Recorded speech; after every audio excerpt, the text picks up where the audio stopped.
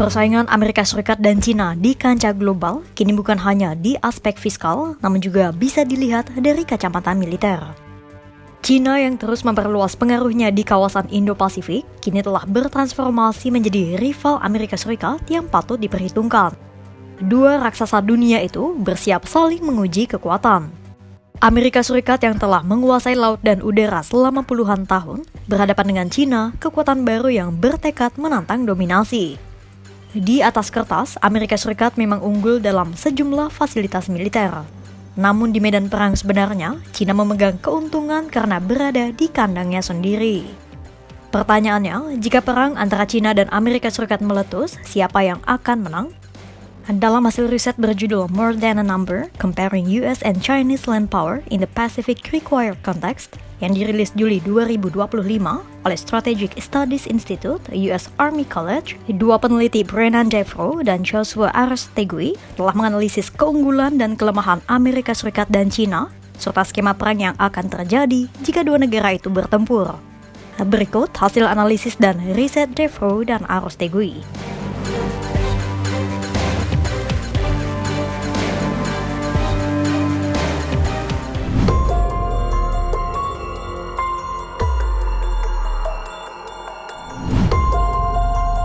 Pertama, mari kita bandingkan kekuatan militer Amerika Serikat dan Cina berdasarkan persaingan jumlah fasilitas militer. Di Pasifik, Amerika Serikat telah menancapkan kekuatan lebih besar daripada Cina secara angka. Amerika Serikat memiliki 7 markas militer besar di Pasifik, sementara Cina hanya ada 2. Kapal induk Amerika Serikat yang beroperasi di Pasifik pun ada 5, sementara Cina hanya 2. Amerika Serikat juga telah mendirikan pangkalan militer di sejumlah negara seperti Jepang, Korea Selatan, Guam, dan Filipina. Sementara Cina ada di Djibouti, Afrika, dan Kamboja. Secara kekuatan darat, Amerika Serikat juga memiliki keunggulan di sejumlah aspek. Untuk jumlah tank tempur, Amerika Serikat masih unggul. Washington memiliki 6.612 tank tempur utama, sementara Cina 5.800 unit. Untuk kendaraan tempur lapis baja, Amerika Serikat memiliki 41.062 unit dan Cina 40.000 buah. Sementara soal kepemilikan artileri jarak jauh, Amerika Serikat yang memiliki 5.500 unit kalah dengan Cina yang memiliki 6.246 buah. Sementara untuk kekuatan maritim, Amerika Serikat dan Cina bersaing sengit. Amerika Serikat memiliki 92 kapal perang dan penjelajah, sementara Cina hanya 80. Namun untuk kapal selam, Cina memiliki 79 unit, lebih banyak dibanding Amerika Serikat 68 buah. Sementara di matra udara, pesawat tempur generasi kelima Amerika Serikat, yakni F-35 dan F-22, jumlahnya ada ratusan. Sementara di level yang sama, Cina baru memiliki puluhan jet tempur J-20 yang masih berkembang. Lalu soal kemitraan, Amerika Serikat memiliki aliansi formal di kawasan Indo-Pasifik seperti AUKUS, Quad, dan perjanjian pertahanan dengan Jepang, Korea Selatan, Filipina, Australia, serta Selandia Baru. Sementara Cina tak memiliki aliansi formal dan lebih mengandalkan kemitraan strategis dengan Rusia, Pakistan, Iran, dan sejumlah negara Asia Tenggara. Belanja militer Amerika Serikat pun lebih tinggi dibanding Cina. Pada tahun 2024, Amerika Serikat menggelontorkan dana 877 miliar dolar Amerika Serikat atau sekitar 14.128 triliun rupiah. Sementara di periode yang sama, Cina membelanjakan 292 miliar dolar Amerika Serikat atau sekitar 4.704 triliun rupiah untuk militer. Di atas kertas, Cina memang kalah secara angka. Namun, kenapa Amerika Serikat was-was dengan negara pimpinan Xi Jinping itu?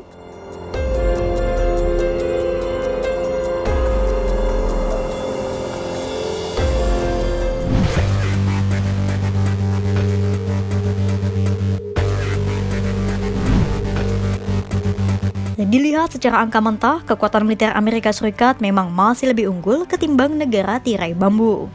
Namun, ada beberapa alasan mengapa Amerika Serikat gelisah dengan perluasan pengaruh Cina di Indo-Pasifik.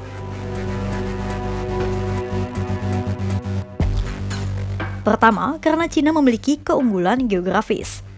Jika perang Cina dan Amerika Serikat pecah, titik panas konflik kemungkinan akan terjadi di Taiwan, Laut Cina Selatan, atau Laut Cina Timur. Semua adalah halaman rumah bagi Cina.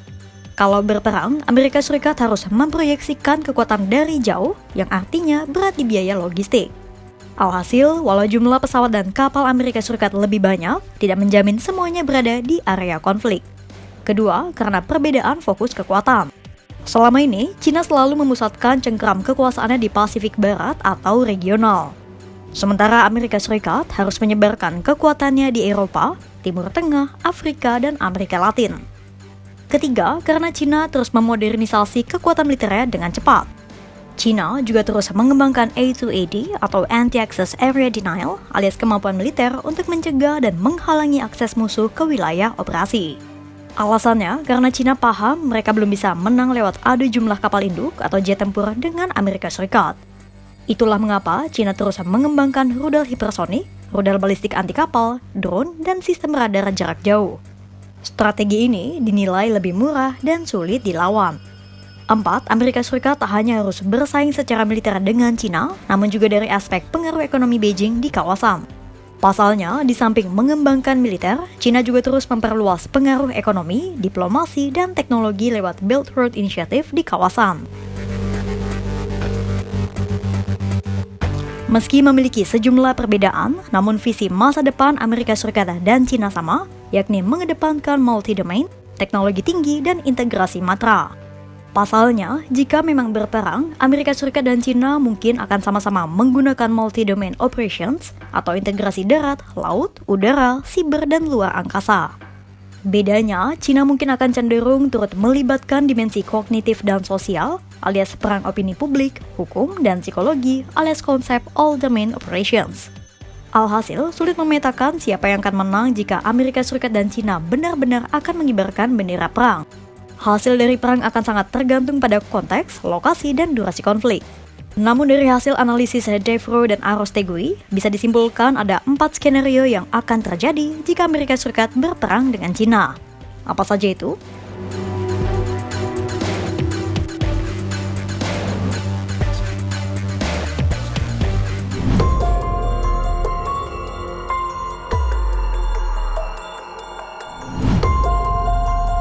Pertama, perang yang berlangsung dengan cepat dan berada di wilayah dekat China. Skenario pertama ini mungkin akan dimenangkan oleh China karena Beijing memiliki keunggulan geografis, mudah menggerakkan logistik, dan bisa menggerakkan kekuatan penuh dengan cepat.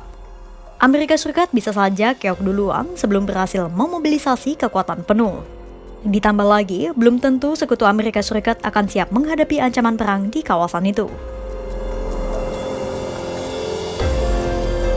Kedua, perang jangka panjang yang terjadi di wilayah selain Amerika Serikat dan China.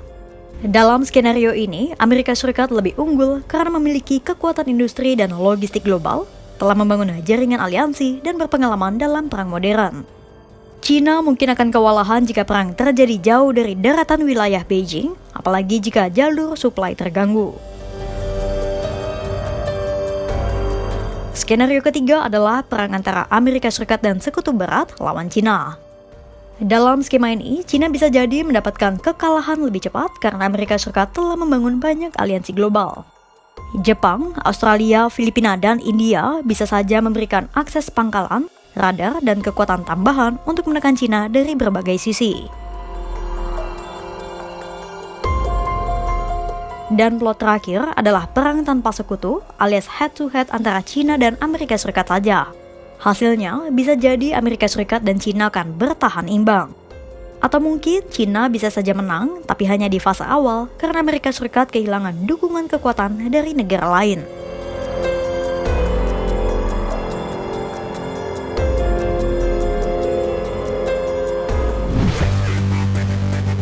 Pada akhirnya, tidak ada jawaban mutlak siapa yang akan menang jika Amerika Serikat dan China benar-benar bertempur. Kekuatan militer di atas kertas hanyalah sebagian dari gambaran besar. Hasil perang akan sangat dipengaruhi oleh lokasi pertempuran, durasi konflik, serta dukungan sekutu yang terlibat. China berpotensi unggul dalam perang cepat di wilayahnya sendiri. Sementara Amerika Serikat cenderung mendominasi jika konflik berlangsung lama dan melibatkan aliansi globalnya. Namun di medan perang yang serba dinamis, skenario bisa berubah cepat. Dan dalam pertarungan dua raksasa dunia ini, kemenangan sejati mungkin bukan ditentukan oleh jumlah tank atau kapal induk, tetapi oleh siapa yang paling siap memanfaatkan setiap peluang di tengah badai perang. Kira-kira analisis dinamika global apalagi yang menarik untuk dibahas? Tulis di kolom komentar ya, sahabat Kompas.com.